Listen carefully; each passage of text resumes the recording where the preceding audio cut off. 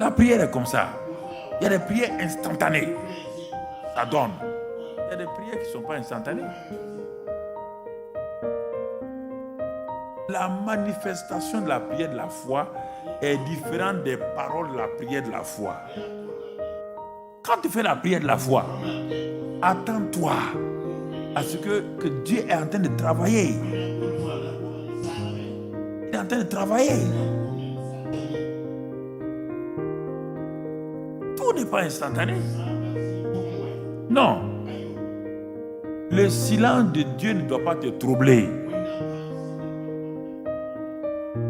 Non. Dieu a déjà parlé. Il dit, va faire descendre, je vais faire descendre la pluie.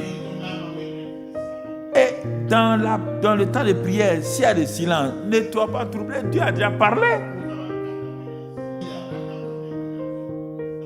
Parfois, il faut ces étapes-là.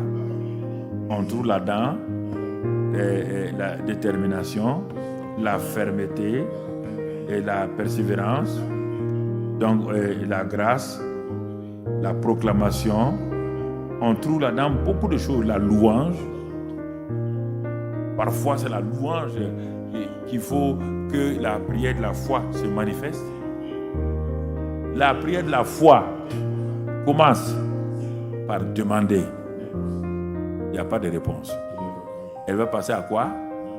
Chercher. Il n'y a pas de réponse. Elle va passer au 3e niveau. Frapper. Tout ça, c'est la prière de la foi. Son niveau primaire, c'est demander. J'ai demandé, il n'y a rien. Je vais commencer à persévérer en cherchant. Il n'y a rien. Je vais aller à quoi? Persévérer. Je vais frapper. Il n'y a rien. J'importune maintenant. La prière de la foi. J'importune. Dieu dit, il faut m'importuner. Il faut insister. Mon ami est venu. Il n'a pas à manger. Il est venu, il n'a pas à manger. Et moi, je n'ai rien chez moi.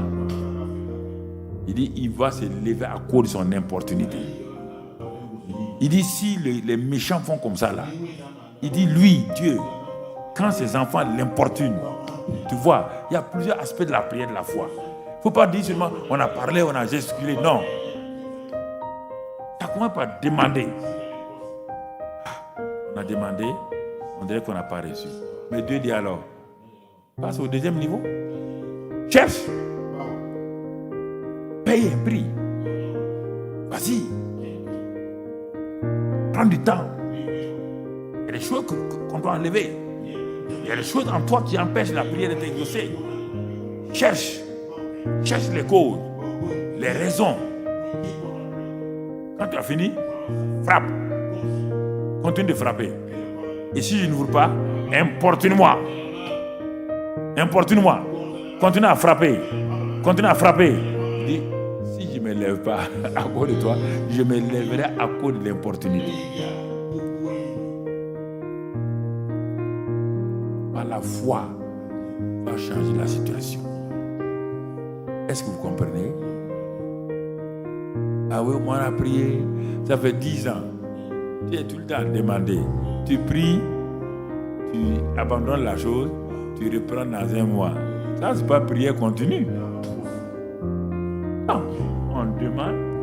Quand on arrive à la limite de demander, on passe à un niveau. On n'attend pas 1 semaine, 10 jours. On change, on cherche, on s'assoit avec la Bible. Il regarde nos cœurs. On cherche à savoir pourquoi ça ne fonctionne pas. S'il y a des fautes en nous, on confesse. Si on doit se réconcilier, on se réconcilie. Et on retourne maintenant pour frapper. En ce moment-là, il n'y a pas de problème. C'est entre toi et Dieu. Il veut voir si tu veux vraiment la chose. Tu veux vraiment le changement de ton mari? Tu veux le changement de ta femme? Au lieu de dire, ah, ma femme est comme ça. As-tu prié? Il y a des hommes qui aiment raconter des histoires. Que ma femme est comme ça, elle est trop sainte. Si ta femme est trop sainte, toi tu es quoi? Sois saint aussi, mais ma femme est comme ça. Ma femme est comme ça. Pourquoi vous voulez accuser la femme là et vous-même vous ne changez pas? Il faut arrêter ça. Il faut arrêter ça. Faut arrêter. Si ta femme est feu, soit de l'eau. Si elle est de l'eau, soit du feu. C'est fini. Quand nous voulons faire des choses, on cherche des occasions pour condamner nos maris et nos femmes. Sur quelle route es-tu assis aujourd'hui? Devant quelle route tu es assis? La route de Jéricho, c'est une route terrible. Il n'y a pas de bonnes choses sur cette route-là. Pas une route. Pas quelque chose de bon. Mais entends-tu la voix? Entends-tu la voix de Christ à travers ma parole, maître? C'est ça.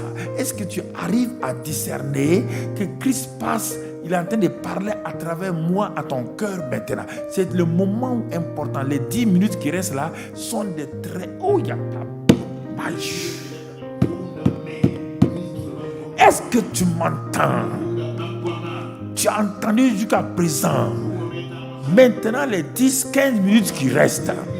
Écoute-moi. Écoute-moi. Vas-tu faire la prière de la foi avec moi? Vas-tu te positionner brusquement? Les gens crient.